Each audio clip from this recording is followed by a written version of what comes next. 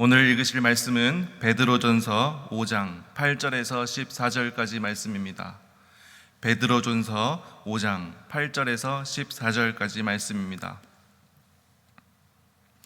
제가 읽고 마지막 절 다 같이 합독하도록 하겠습니다.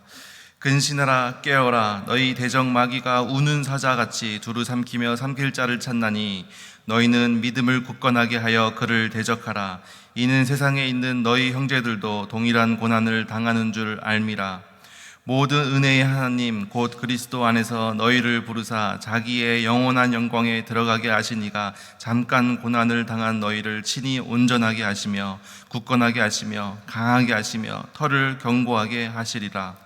권능이 세세 무궁하도록 그에게 있을지어다. 아멘.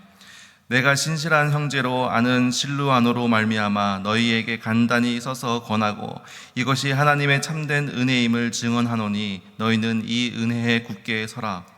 택하심을 함께 받은 바벨론에 있는 교회가 너희에게 문안하고 내 아들 마가도 그리 하느니라. 마지막 절 다 같이 읽겠습니다. 너희는 사랑의 입맞춤으로 서로 문안하라. 그리스도 안에 있는 너희 모든 이에게 평강이 있을지어다. 아멘. 오늘 본문 말씀은 베드로전서 마지막입니다. 그래서 결론적으로 이 베드로전서를 기록했던 저자 사도 베드로가 또 이 고난을 당하고 있는 성도들에게 또 결론과 같이 또 위로를 주는 내용이 오늘 말씀입니다. 그 베드로전서 1장 1절 제 첫 시작을 보면 이 베드로전서의 수신자 그 편지를 받아보는 대상이 기록되어져 있습니다.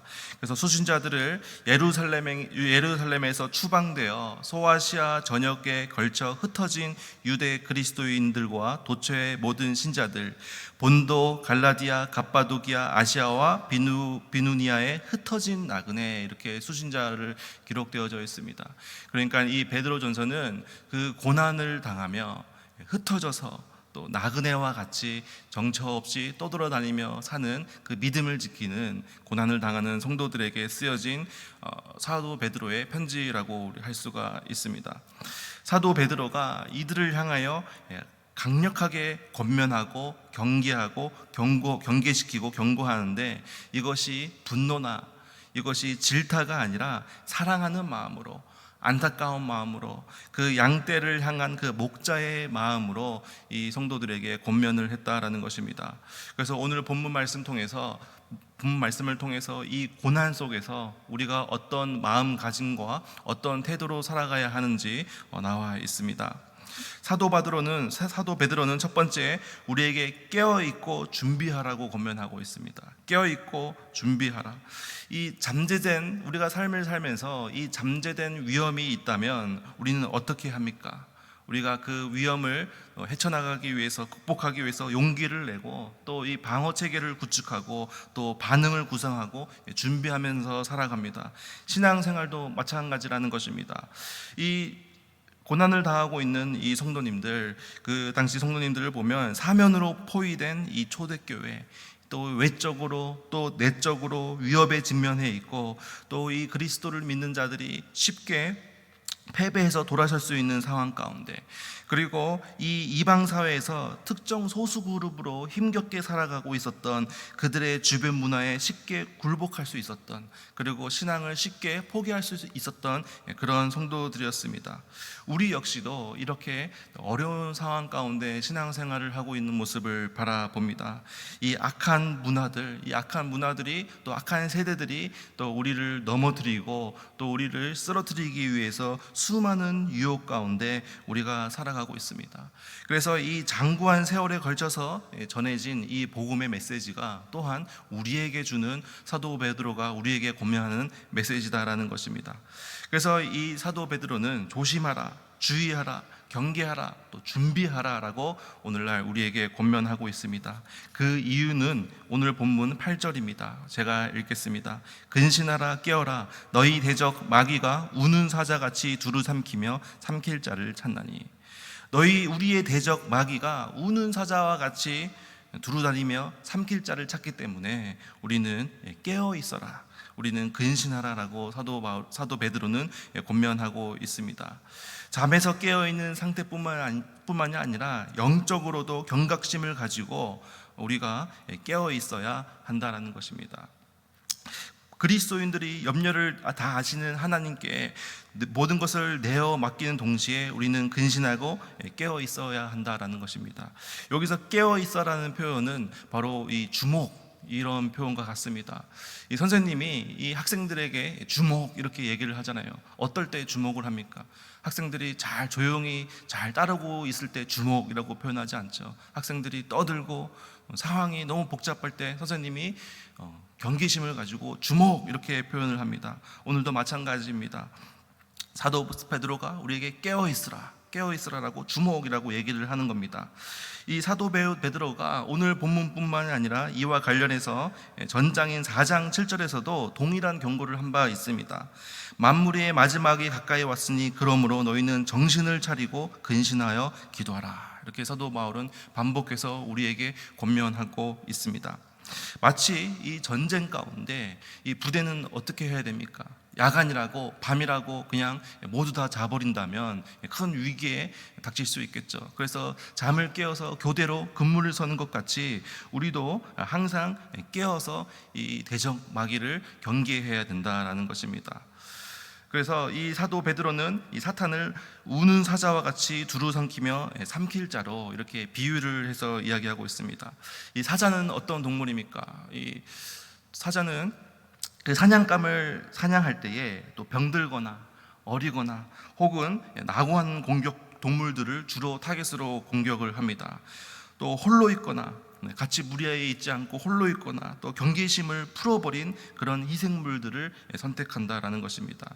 또 사자들은 조용히 배회하고 주시하고 기다리고 있다가 먹잇감이 경계를 늦출 때 갑자기 달려들어서 또 그 으르렁거리는 표효로 공포감을 일으키면서 그 먹잇감을 사냥하는 것이 그 바로 사자의 모습입니다. 사탄 마귀도 우리에게 이와 같이 달려든다라는 것입니다. 이럴 때 우리들은 다양한 형태, 즉 유혹이나 두려움, 그리고 고독이나 걱정과 우울함, 핍박 등의 형태로 우리가 나약해져 있을 때에 사탄은 우리에게 우는 사자와 같이 달려든다라는 것입니다. 그래서 우리 사도 베드로는 우리에게 항상 조심하라고 우리에게 권면을 하고 있습니다. 오늘날 사탄은 우리에게 어떻게 역사를 하는 것인가, 또 우리가 어떻게 이 사탄의 공격을 잘 준비할 수 있을 것인가. 사자가 무리를 공격할 때 이 약자를 타겟해서 공격하듯이 사탄도 병든 자들, 연약한 자들, 고립된 자들을 타겟으로 공격한다는 것입니다. 그래서 우리 주변에 환우들, 또 병들어 있는 육신이 연약해져 있는 환우들, 그리고 힘든 삶으로 이 스트레스로 연약해져 있는 그런 성도님들, 그리고 상처받은 성도님들, 우리가 기도로 지원하고 돕고 둘러보고 살펴보고 도와주어서 이 마귀의 공격에 넘어지지 않도록 해야 한다는 것입니다. 사자가 이 어린 동물, 이 연약한 동물을 주로 타깃해서 사냥하듯이 사탄 마귀도 마찬가지로 이 신생아들을 공격합니다. 특별히 이 새 가족분들, 지금 막 이제 신앙생활을 시작한 새 그리스도인들에 대해서 우리가 경계태세를 갖춰야 됩니다. 그들의 방어력을 약하게 만드는 의심과 유혹들, 그것들이 이 새롭게 신앙생활을 하고 있는 이 성도들이 잘 이겨나갈 수 있도록 우리가 잘 도와줘야 된다는 것입니다. 그리고 이 사자가 이 무리에서 이탈해 있는, 물에서 떨어져 있는 홀로 있는 먹잇감을 타겟으로 공격을 하듯이 사탄도 교회를 떠나서 또 멀리 있는 하나님과의 관계가 끊어진 그런 사람들을 주로 타겟팅으로 공격한다는 것입니다. 그래서 교회의 어떤 행사나 예배에 참여율이 떨어지는 그런 성도님들을 우리는 찾아야 합니다. 그런 분들이 바로 취약자라는 것이죠. 그래서 혹시 교회 주변에 적응을 잘 하지 못하거나 겉돌거나 혹시 이런 관계 때문에 힘들어하고 계신 성도님들, 신앙생활에 열심을 내고 있지 못한 그런 성도님들이 계시다면 우리는 도와주고 기도하고 세워주고 다시 우리 무리 가운데, 우리 예배 가운데, 공동체 가운데 돌아올 수 있도록 우리는 힘써야 한다는 것입니다. 그리고 사자가 이 경계 태세를 풀어버린 그 타겟팅을 또 공격하듯이 우리도 이 가르침과 권면을 통해서 끊임없이 예배를 통해서 이 사탄의 전략들에 대해서 우리가 분명히 알아야 할 것입니다. 그리고 우리가 그 말씀을 듣고 그치는 것이 아니라 우리 삶 가운데 실천하도록 노력하면서 말씀으로 무장한 삶을 살 때 우리가 이 사탄의 공격으로부터 우리가 방어를 잘 할 수 있을 줄을 믿습니다. 그래서 이 우는 사자도 또 이 우는 사자가 으르렁거리면서 이 공포감을 조성해서 우리에게 다가오듯이 사탄 마귀도 마찬가지라는 것입니다. 그래서 오늘날 경제적으로 또 사회적으로 정체적인 문제들, 또 우리에게 두려움을 갖게 하는 그런 문제들, 우리는 조심하고 경계함으로써 이 두려움 때문에 하나님을 두려움 때문에 하나님과의 관계가 멀어지지 않도록 해야 되고, 또 이 사랑하라고 또 우리 성기라고 부르신 그 하나님의 소명을 우리는 잊지 말아야 한다는 것입니다. 그래서 우리도 마찬가지입니다. 사자들이 우리의 신앙이 혹시라도 우리의 영적인 이 신앙이 병들지 않았나, 또 우리가 어린아이와 같은 신앙을 하고 있지 않은가, 혹은 우리가 교만한 마음으로 경계태세를 풀어버리고 신앙생활을 하고 있지 않은가, 우리가 한번 오늘 돌아봐야 한다는 것입니다. 계속해서 이 9절에서 사도 베드로가 이렇게 기록을 합니다. 너희는 믿음을 굳건히 하여 그를 대적하라. 이는 세상에 있는 너희 형제들도 동일한 고난을 당하는 줄 알미라. 동일한 고난을 당하는 줄 압니다. 이 오늘 말씀을 준비하면서 고난을 당하다라는 이 단어를 보면서 좀 저는 개인적으로 큰 은혜를 받았습니다. 이 고난을 당하다라는 단어, 이 원어를 보니까 에피텔레오, 완성하다라는 뜻에서 파생된 단어입니다. 그러니까 이 고난을 당하다라는 뜻은 또 다른 의미로 완성되어져 가는 중이다 이 뜻을 가지고 있습니다. 이 그리스도인들이, 또 우리가 이 세상 가운데 계속해서 고난을 당하는 것은 단순한 고통이 아니라 목적을 향해서 나아가는 것, 이러한 고난을 통해서 우리는 더욱더 완성되어져 가는 과정이다라고 사도 베드로는 기록하고 있습니다. 그래서 이 고난의 과정이 무의미한 고통의 시간이 아니라 우리가 연단되어지고 더욱더 하나님의 자녀로서 완성되어져 가는 그런 시간이다라고 사도 베드로는 이야기하고 있습니다. 즉 고난이 단순한 고통, 어려움으로 끝나는 것이 아니라 성도님들의 고난에는 하나님의 목적이 있고, 또 그 고난이 하나님께 귀하게 쓰임받는 은혜의 시간이다라는 것입니다. 그래서 흩어지고 나그네 되어진 이 초대교회 교인들의 상황, 오늘날 신앙생활을 하고 있는 우리에게 이 고난은 단순한 고통이 아니라 이 과정을 통하여 점점 하나님의 자녀로 굳건하게 세워지는 귀한 은혜의 시간이 될 수 있다는 것입니다. 그래서 우리가 이 고난의 터널을 지날 때 낙심하거나 포기하거나 넘어지는 것이 아니라 실수를 하지 않으시는 그 신실하신 하나님을 끝까지 우리가 붙잡고, 그 하나님은 나를 향해서 목적이 있으심을 붙고, 또 피하지 못할 환난을 주지 않으실 분임을 우리가 믿고, 그 고난의 터널을 영광의 터널로 바꾸어 나아가는 전진하는 여러분들 되시기를 축복합니다. 그래서 성도의 고난을 통해서 우리가 온전하게 되고 굳건하게 되고 강하게 되고 견고하게 된다라고 이 다음 절 10절에서 기록되어져 있습니다. 제가 10절 읽어보겠습니다. 모든 은혜의 하나님 곧 그리스도 안에서 너희를 부르사 자기의 영원한 영광에 들어가게 하신 이가 잠깐 고난을 당한 너희를 친히 온전하게 하시며 굳건하게 하시며 강하게 하시며 터를 견고하게 하시리라. 하나님은 우리를 보호하고 또 우리에게 은혜를 베푸실 뿐만이 아니라 잘못된 것을 바로잡으시고 제자리로 돌려놓으시면서 우리를 온전하게 하시고, 또 말씀을 통해서 우리를 위로하고 인도하심으로 굳건하게 하시고, 또 어떤 일이든지 우리가 용기를 가지고 나아갈 수 있도록 강건하게 하시고, 또 우리를 견고하게 세워주시는 그런 분이시다라는 것입니다. 그래서 우리들이 고난 가운데 세워짐으로써 하나님의 목적이 성취될 것이고, 성도들에 대한 하나님의 약속이 이루어질 것이다라는 것입니다. 또 아까 읽었던 이 10절 본문 가운데 잠깐 고난을 당한 너희들이라고 사도 베드로는 표현을 합니다. 이 고난, 우리가 겪고 있는 이 힘듦이 영원한 힘듦이 아니라 결국 어느 순간에 하나님의 때에 그 고난이 계속되는 것이 아니라 하나님의 때에 또 우리 삶이 또 안전한 길로 가게 될 것이고, 또 우리가 앞으로 또 누리게 될 그 영생, 그 영원한 삶에 비하면 이 우리의 삶, 이 고난은 너무나도 잠깐 지속되는 짧은 것이다라고 우리들을 위로하고 있습니다.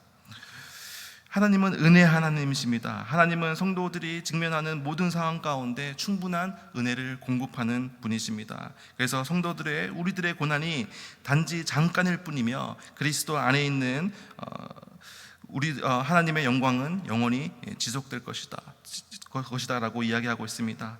그래서 사도 바울은 다가올 승리, 우리가 이 고난을 끝까지 지켜서 우리가 받게 될 멸류관, 그 영원한 구원 그리고 영원한 하나님의 천국 백성의 삶을 우리가 소망하면서 가라고 권면하고 있습니다. 그리고 오늘 본문 12절에서 이 사도 베드로가 이 베드로 전서를 기록한 이유에 대해서 말하고 있습니다. 12절 말씀 제가 읽겠습니다.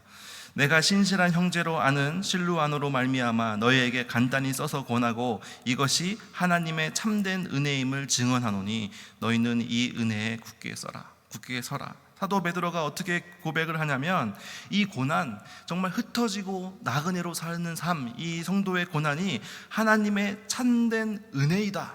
그래서 그 은혜 가운데 굳건하게 서야 한다라고, 이것이 목적이다라고 사도 베드로는 기록하고 있습니다. 은혜라는 게 무엇입니까? 하나님께서 우리에게 주신 좋은 것, 선한 것, 베풀어 주시는 것을 우리는 은혜라고 표현합니다. 그런데 우리에게 주어진, 우리에게 당면한 그 고난이 그 하나님께서 베풀어 주신 은혜임을 기억하라라고 사도 베드로는 고백하고 있습니다. 고난이 은혜이다. 그래서 어떤 어려움 가운데서도 하나님을 의심해서는 안 되고 대신 하나님의 참된 은혜 안에 굳건히 서야 한다. 그리고 그 은혜의 공급자인 그리스도와 함께하는 그 영광의 길을 우리가 걸어야 한다라고 사도 베드로는 기록하고 있습니다. 그리고 이제 마지막으로 이 베드로 전서를 끝내면서 이 사도 베드로는 이제 마지막 인사로서 마무리를 합니다. 14절을 제가 읽겠습니다. 너희는 사랑의 입맞춤으로 서로 문안하라. 그리스도 안에 있는 너희 모든 이에게 평강이 있을지어다. 이 고난을 받은 흩어진 나그네들 성도들끼리 서로 사랑의 입맞춤으로 서로 문안하라라고 성경은 베드로는 권면을 합니다. 이 사랑의 입맞춤은 특별히 이 가족 간의 사랑을 의미하는 단어입니다. 특별히 가족. 그래서 우리 함께 예배를 드리는 이 그리스도인들, 우리는 모두 영가족이라는 것입니다. 가족이라는 게 무엇입니까? 무엇으로 결속되어 있습니까? 바로 피 공동체 아니겠습니까? 서로의 피를 나눈 공동체가 바로 가족 공동체입니다. 이 우리 영가족도 마찬가지라는 것입니다. 바로 예수 그리스도의 십자가에서 흘리신 그 보혈의 피로 결속된 공동체, 바로 영가족이라는 것입니다. 가족은 어떻게 나아갑니까? 바로 하나의 방향을 공유하면서 나아갑니다. 한 배를 탔다라는 것이죠. 우리들도 마찬가지라는 것입니다. 우리 평강교회 성도님들, 우리 모두가 한 배를 탄 한 방향을 공유하는 그런 공동체고, 또 공통의 미래를 가족은 함께 공유하지 않습니까? 우리도 마찬가지라는 것입니다. 공통의 미래, 바로 우리 삶, 이 짧은 고난, 그리고 우리의 인생 끝에 우리가 마주하게 될 그 하나님의 그 축복, 그 구원, 그것을 우리가 바라보면서 함께 나아가는 영가족이라는 것입니다. 그래서 우리는 그리스도 안에서 하나됨, 그 사랑의 결속, 또 공통된 미래를 함께 공유하고 있으므로, 또 우리가 세상에서 오는 어떠한 고난도 우리는 함께 이겨낼 수 있다라는 것입니다. 그래서 서로 하나 되고 서로 격려하고 서로 위로하면서 이 고난을 헤쳐나가야 한다는 것입니다. 이 가족 공동체는 어떻습니까? 그 가족의 구성원 한 명이 큰 잘못을 했다라고 해서 버려버립니까? 그렇지 않다라는 것이죠. 잘못을 하면 오히려 그 가족이 돌아올 수 있도록 더욱더 애쓰고 더욱더 위로하고, 때로는 혼내기도 하고, 또 때로는 달래기도 하고, 서로 끝까지 함께 가는 것이 가족 공동체 아니겠습니까? 우리도 그런 공동체가 되어야 한다는 것입니다. 서로의 허물을 덮어주고, 또 서로를 세워주고, 또 넘어진 성도님들이 있다면 정죄하고 비판하는 것이 아니라 다시 설 수 있도록 품어주고, 그런 사랑의 가족 공동체가 됐을 때 우리가 고난의 길을 우리가 이겨나갈 수 있을 것입니다. 그리고 사도 베드로는 이 편지의 마지막을 평강으로 우리가 끝을 맺고 있습니다.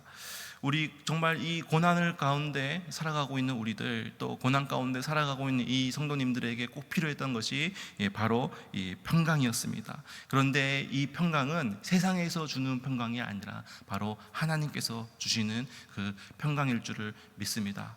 우리가 말씀을 순종하면서 하나님의 은혜를 붙잡고 끝까지 포기하지 않고 나아갔을 때 그 세상에서 줄 수 없는 그 평강이 우리 삶 가운데 있을 줄을 믿습니다. 기도하겠습니다. 하나님 감사합니다. 이 베드로전서를 마무리하면서 또 오늘 말씀을 통하여 정말 우리가 끝까지 경계하고 깨어있기를 원합니다. 우는 사자와 같이 달려드는 이 사탄 마귀를 저희들이 경계하고 대적하고 물리침으로 나아가는 저희들 될 수 있도록 도와주시옵소서. 주변에 또 어렵게 힘들게 신앙생활을 하고 있는 성도님들, 또 새롭게 신앙생활을 시작하는 성도님들 저희가 돌볼 수 있는 사랑의 공동체가 될 수 있도록 도와주시옵시고, 또 그 고난의 길이 그 고통의 시간이 아니라 바로 하나님의 구원의 역사를 또 함께 해 나가는 귀한 시간, 연단의 시간임을 저희들이 믿고, 저희들이 이 고난 가운데 낙망하고 실패하고 쓰러지는 것이 아니라 더욱더 큰 놀라우신 하나님의 은혜를 바라보며 나아가는 저희들 될 수 있도록 도와주시옵소서. 이 모든 말씀 예수님의 이름으로 기도드립니다. 아멘.